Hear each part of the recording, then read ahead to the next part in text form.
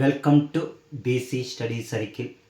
Okay, ఈ video ద్వారా గతంలో అడిగినటువంటి ఒక ప్రశ్నను గురించి వివరణ ఇస్తాను. మనకు ఈ మధ్యకాలంలో అడిగేటువంటి ప్రశ్నలన్నీ కూడా స్టేట్మెంట్ వైజ్ గాను జతపరచుము వైజ్ గాను రావటం జరుగుతుంది. ఓకే, చూడండి, క్రింది వాటిని జతపరచండి. అమర్త్య సేన్, రాజ్ కృష్ణ, వైవి రెడ్డి, రాజీవ్ కుమార్ వీళ్ళు దేంతో సంబంధం కలిగి ఉన్నారు?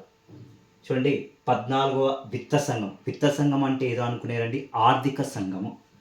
నెక్స్ట్ నోబెల్ బహుమతి, నీతి ఆయోగ్, హిందూ వృద్ధి రేటు అని ఇచ్చాడు. ఇక్కడ అమర్త్య సేన్ యొక్క ఇంపార్టెన్సీ ఏందండి?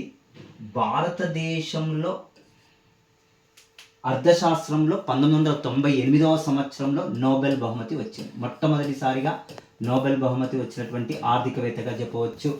ఏ ఆప్షన్లోనండి అంటే second option is the correct answer. Next Raj Krishna, ఇది ప్రణాళికా సంఘంలో వస్తుందండి. హిందూ వృద్ధి రేటును గురించి వివరణ ఇచ్చాడు. భారతదేశ ప్రణాళికలలో 5% పైగా వృద్ధి రేటును నమోదు చేసుకుంటే ఆ వృద్ధి రేటును హిందూ వృద్ధి రేటుగా వివరణ ఇచ్చాడండి. Option 4th one is the correct answer. Next YV Reddy.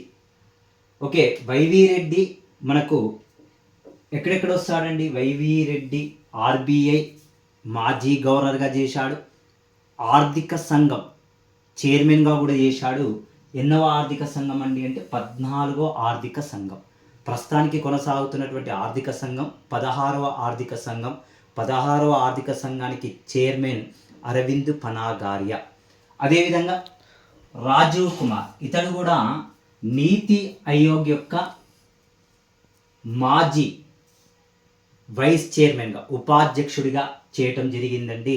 ఇప్పుడు ఉన్నటువంటి ఉపాధ్యక్షుడు ఎవరండి అంటే సుమన్ బేరీ అండి.